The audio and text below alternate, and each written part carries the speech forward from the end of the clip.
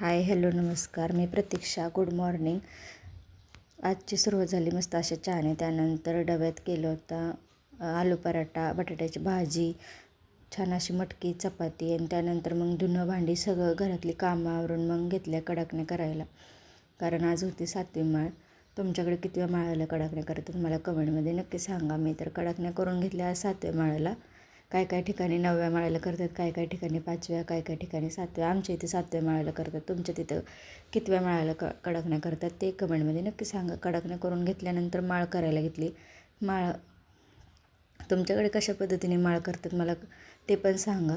त्यानंतर मग मी इथं पटपट माळा करून घेतल्या. त्या मग पिशवीमध्ये भरून घेतल्या, कारण आम्हाला जायचं होतं खंडोबाच्या मंदिरात.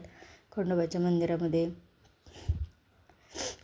मंदिरामध्ये गेलो. त्यावेळेस आम्हाला वाजले होते संध्याकाळी 7:30 वाजता गेलो आम्ही. संध्याकाळचं सगळं आवरून स्वयंपाक वगैरे करून डबा घेऊन.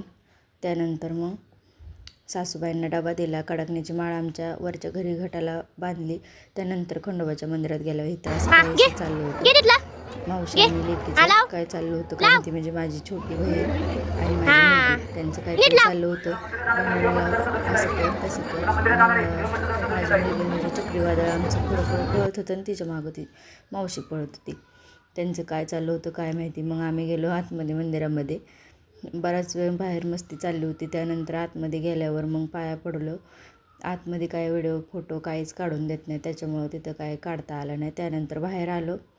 बाहेर आल्यानंतर इथं दसऱ्याची तयारी चालू होती, म्हणजेच तलवार उचलण्याची स्पर्धा असती दसऱ्याच्या दुसऱ्या दिवशी, ते चाललं होतं. इथं आमच्या जाऊबाई भेटल्या मोठ्या, त्यांच्यासोबत फोटो काढला त्यांच्या मुलांसोबत.